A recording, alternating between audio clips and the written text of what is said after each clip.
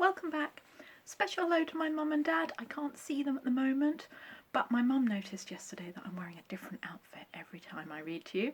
And today I'm wearing this monstrosity from the 1970s because I'm taking part in Wear What You Want Wednesday, and this is frankly what I want to wear this Wednesday.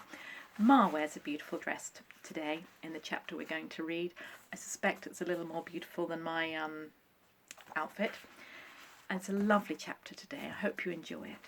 It's from Little House in the Big Woods by Laura Ingalls Wilder, and it's chapter 8, Dance at Grandpa's. Monday morning, everybody got up early in a hurry to get started to Grandpa's. Pa wanted to be there to help with the work of gathering and boiling the sap. Ma would help Grandma and the aunts make good things to eat for all the people who were coming to the dance. Breakfast was eaten, the dishes washed, and the beds made by lamplight. Pa packed his fiddle carefully in its box and put it in the big sled that was already waiting at the gate. The air was cold and frosty, and the light was grey when Laura and Mary and Ma with baby Carrie were tucked in, snug and warm under the robes on the straw in the bottom of the sled. The horses shook their heads and pranced, making the sleigh bells ring merrily, and away they went on the road through the big woods to Grandpa's. The snow was damp and smooth in the road, so the sled slipped quickly over it, and the big trees seemed to be hurrying by on either side. After a while, there was sunshine in the woods, and the air sparkled. The long streaks of yellow light lay between the shadows of the tree trunks, and the snow was coloured faintly pink. All the shadows were thin and blue, and every little curve of snowdrifts and every little track in the snow had a shadow. Pa showed Laura the tracks of the wild creatures in the snow at the sides of the road. The small leaping tracks of cottontail rabbits, the tiny tracks of field mice, and the feather-stitching tracks of snowbirds. There were larger tracks, like dogs' tracks, where foxes had run, and there were the tracks of a deer that had bounded away into the woods. The air was growing warmer already, and Pa said that the snow wouldn't last long. It did not seem long until they were sweeping into the clearing at Grandpa's house, all the sleigh bells jingling. Grandma came to the door and stood there smiling, calling them to come in. She said that Grandpa and Uncle George were already at work out in the maple woods, so Pa went to help them, while Laura and Mary and Ma with baby Carrie in her arms went into Grandma's house and took off their wraps. Laura loved Grandpa's house. It was much larger than their house at home. There was one great big room, and then there was a little room that belonged to Uncle George, and there was another room for the aunts, Aunt Docia and Aunt Ruby. Then there was the kitchen with a big cook stove.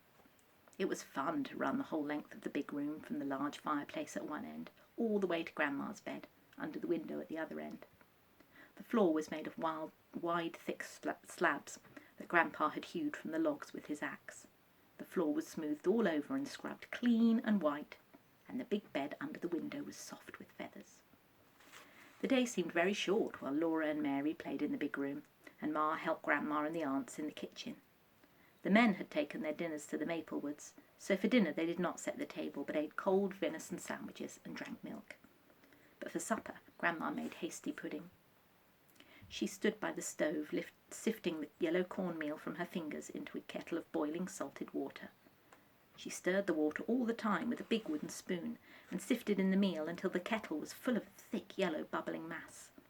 Then she set it on the back of the stove where it would cook slowly. It smelled good.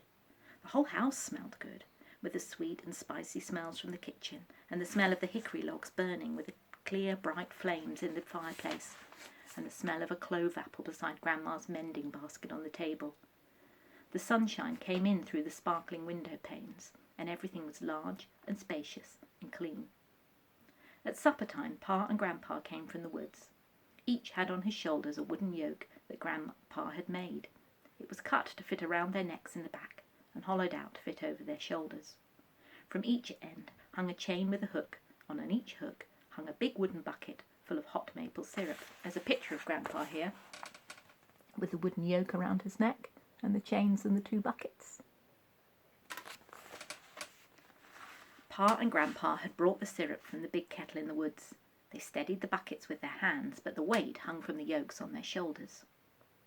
Grandma made room for a huge brass kettle on the stove. Pa and Grandpa poured the syrup into the brass kettle, and it was so large that it held all the syrup from the 4 big buckets. Then Uncle George came with a smaller bucket of syrup, and everybody ate the hot, hasty pudding with maple syrup for supper. Uncle George was home from the army. He wore his blue army coat with the brass buttons, and he had bold, merry blue eyes. He was big and broad, and he walked with a swagger. Laura looked at him all the time she was eating her hasty pudding, because she had heard Pa say to Ma that he was wild. George is wild since he came back from the war, Pa had said, shaking his head as if he was sorry, but it couldn't be helped. Uncle George had run away to be a drummer boy in the army when he was 14 years old. Laura had never seen a wild man before. She did not know whether she was afraid of Uncle George or not. When supper was over, Uncle George went outside the door and blew his army bugle long and loud. It made a lovely ringing sound far away through the big woods. The woods were dark and silent, and the trees stood still as though they were listening. Then, from very far away, the sound came back thin and clear and small, like a little bugle answering the big one. "Listen," Uncle George said. "Isn't that pretty?" Laura looked at him, but she didn't say anything. And when Uncle George stopped blowing the bugle, she ran into the house. Ma and Grandma cleared away the dishes and washed them and swept the hearth, while Aunt Docia and Aunt Ruby made themselves pretty in their room. Laura sat on their bed and watched them comb out their long hair and part it carefully. They parted it from their foreheads to the napes of their necks, and then they parted it across from ear to ear. They braided their back hair in long braids, and then they did the braids up carefully in big knots. They had washed their hands and faces and scrubbed them well with soap at the wash basin on the bench in the kitchen. They had used store soap, not the slimy, soft, dark brown soap that Grandma made and kept in a big jar for use for common every day. They fussed for a long time with their front hair, holding up the lamp and looking at their hair in the little looking glass that hung on the log wall. They brushed it so smooth on each side of the straight white part that it shone like silk in the lamplight. The little puff on each side shone too, and the ends were coiled and twisted neatly under the big knot in the back. They pulled on their beautiful white stockings that they had knitted of fine cotton thread in lacy open-work patterns, and they buttoned up their best shoes. They helped each other with their corsets. Aunt Docia pulled as hard as she could on Aunt Ruby's corset strings, and then Aunt Docia hung on to the foot of the bed while Aunt Ruby pulled on hers. "Pull, Ruby, pull," Aunt Docia said, breathless. "Pull harder." So Aunt Ruby braced her feet and pulled harder. Aunt Docia kept measuring her waist with her hands, and at last she gasped, "I guess that's the best you can do." She said, "Caroline says Charles could span her waist with his hands when they were married." Caroline was Laura's ma, and when she heard this, Laura felt proud. Then Aunt Ruby and Aunt Docia put on their flannel petticoats, and their plain petticoats, and their stiff starched white petticoats with knitted lace all around the flounces, and they put on their beautiful dresses. Aunt Docia's dress was a sprigged print, dark blue with sprigs of red flowers and green leaves thick upon it. The basque was buttoned down the front with black buttons, which looked so exactly like juicy blackberries that Laura wanted to taste them. Aunt Ruby's dress was a wine-coloured calico, covered all over with a feathery pattern in a lighter wine colour. It buttoned with gold-coloured buttons, and every button had a little castle and a tree carved on it. Aunt Docia's pretty white collar was fastened in front with a large round cameo pin, which had a lady's head on it. But Aunt Ruby pinned her collar with a red rose made of sealing wax. She had made it herself, on the head of a darning needle which had a broken eye, so it couldn't be used as a needle anymore. They looked lovely, sailing over the floor so smoothly with their large round skirts. Their little waists rose up tight and slender in the middle, and their cheeks were red and their eyes bright under the wings of shining sleek hair. Ma was beautiful too in her green delaine, with the little leaves that looked like strawberries scattered over it. The skirt was ruffled and flounced and draped and trimmed with knots of dark green ribbon, and nestling at her throat was a gold pin. The pin was flat, as long and as wide as Laura's two biggest fingers, and it was carved all over and scalloped on the edges. Ma looked so rich and so fine that Laura was afraid to touch her. People had begun to come. They were coming on foot through the snowy woods with their lanterns, and they were driving up to the door in sleds and in wagons. Sleigh bells were jingling all the time. The big room filled with tall boots and swishing skirts, and ever so many babies were lying in rows on Grandma's bed. Uncle James and Aunt Libby had come with their little girl, whose name was Laura Ingalls too. The two Lauras leaned on the bed and looked at the babies, and the other Laura said her baby was prettier than baby Carrie. She is not either, Laura said. Carrie's the prettiest baby in the whole world. No, she isn't, the other Laura said. Yes, she is. No, she isn't.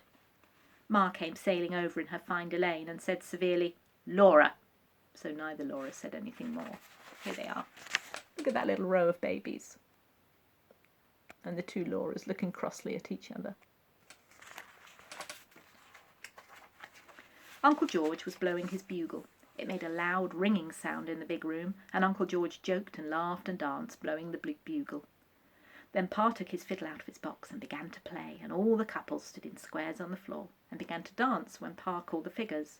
Grand left and right, Pa called out, and all the skirts began to swirl and all the boots began to stamp. The circles went round and round, all the skirts going one way and the boots going the other way, and hands clasping and parting high in the air.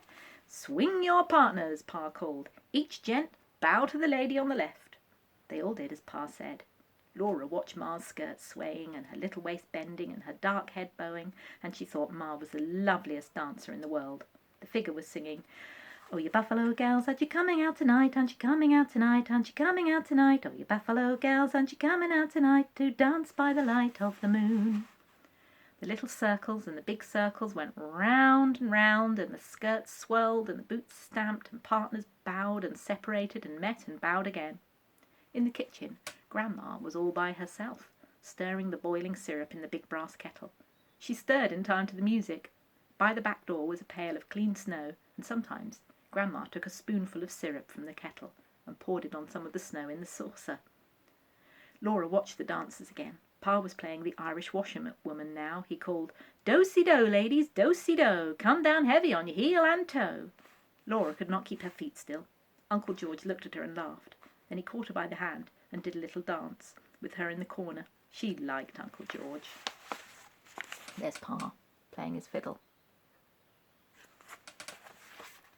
Everybody was laughing over by the kitchen door. They were dragging Grandma in from the kitchen. Grandma's dress was beautiful too, a dark blue calico with autumn-coloured leaves scattered over it. Her cheeks were pink from laughing, and she was shaking her head. The wooden spoon was in her hand. I can't leave the syrup, she said. But Pa began to play the Arkansas Traveller, and everybody began to clap in time to the music. So Grandma bowed to them all and did a few steps by herself. She could dance as prettily as any of them. The clapping almost drowned the music of Pa's fiddle. Suddenly, Uncle George did a pigeon wing. Bowing low before Grandma, he began to jig. Grandma tossed her spoon to somebody. She put her hands on her hips and faced Uncle George, and everybody shouted. Grandma was jigging.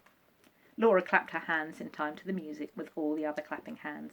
The fiddle sang as it had never sung before. Grandma's eyes were snapping, and her cheeks were red, and underneath her skirts her heels were clicking as fast as the thumping of Uncle George's boots. Everybody was excited. Uncle George kept on jigging, and Grandma kept on facing him, jigging too. The fiddle did not stop. Uncle George began to breathe loudly, and he wiped sweat off his forehead. Grandma's eyes twinkled. You can't beat her, George, somebody shouted. Uncle George jigged faster. He jigged twice as fast as he had been jigging. So did Grandma. Everybody cheered again. All the women were laughing and clapping their hands, and all the men were teasing George. George did not care, but he did not have breath enough to laugh. He was jigging. Pa's blue eyes were snapping and sparkling. He was standing up, watching George and Grandma, and the bow danced over the fiddle strings. Laura jumped up and down and squealed and clapped her hands. Grandma kept on jigging. Her hands were on her hips, and her chin was up, and she was smiling. George kept on jigging, but his boots did not thump as loudly as they had thumped at first. Grandma's heels kept on clickety-clacking gaily. A drop of sweat dripped off George's forehead and shone on his cheek. All at once he threw up both arms and gasped, I'm beat! He stopped jigging.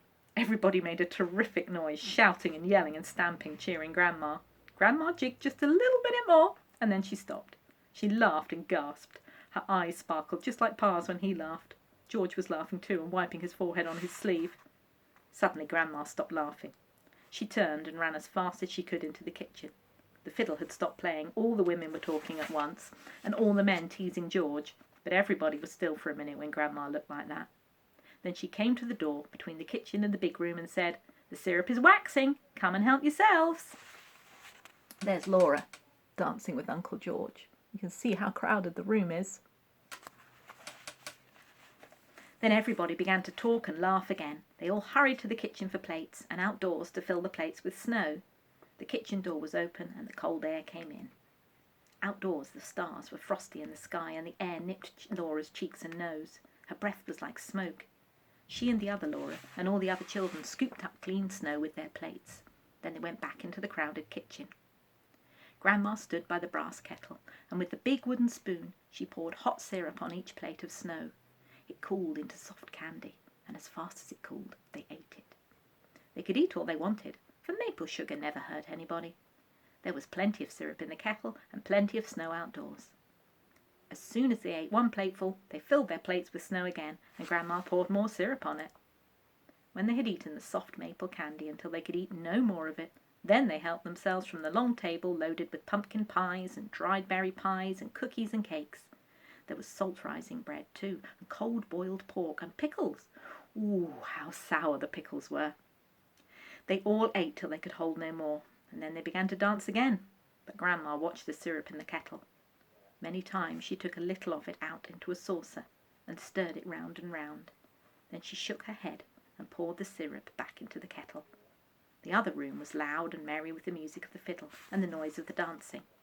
At last, as Grandma stirred, the syrup in the saucer turned into little grains like sand, and Grandma called, "Quick, girls, it's graining!" Aunt Ruby and Aunt Docia and Ma left the dance and came running. They set out pans, big pans and little pans, and as fast as Grandma filled them with the syrup, they set out more. They set the filled ones away to cool into maple sugar. Then Grandma said, "Now bring the patty pans for the children." There was a patty pan, or at least a broken cup or saucer, for every little girl and boy. They all watched anxiously while Grandma ladled out the syrup. Perhaps there would not be enough, and somebody would have to be unselfish and polite. There was just enough syrup to go round. The last scrapings of the brass kettle exactly filled the very last patty pan. Nobody was left out. The fiddling and the dancing went on and on. Laura and the other Laura stood around and watched the dancers. Then they sat down on the floor in a corner and watched. The dancing was so pretty and the music so gay that Laura knew she could never get tired of it. All the beautiful skirts went swirling by, and the boots went stamping, and the fiddle kept on singing gaily. Then Laura woke up, and she was lying across the foot of Grandma's bed. It was morning. Ma and Grandma and baby Carrie were in the bed. Pa and Grandpa were sleeping rolled up in blankets on the floor by the fireplace. Mary was nowhere in sight. She was sleeping with Aunt Docia and Aunt Ruby in their bed. Soon everybody was getting up. There were pancakes and maple syrup for breakfast. Then Pa brought the horses and sled to the door. He helped Ma and Carrie in, while Grandpa picked up Mary and Uncle George picked up Laura, and they tossed them over the edge of the sled into the straw. Pa tucked in the robes around them, and Grandpa and Grandma and Uncle George stood calling "Goodbye, goodbye," as they rode away into the big woods, going home. The sun was warm, and the trotting horses threw up bits of muddy snow with their hooves. Behind the sled, Laura could see their footprints, and every footprint had gone through the thin snow into the mud. "Before night," Pa said, "we'll see the last of the sugar snow." And that's the end of chapter 8. Do you know what I really want right now? I really want pancakes with maple syrup. I wonder if I've got enough eggs left. I might have a go at making some later. See you tomorrow for chapter 9.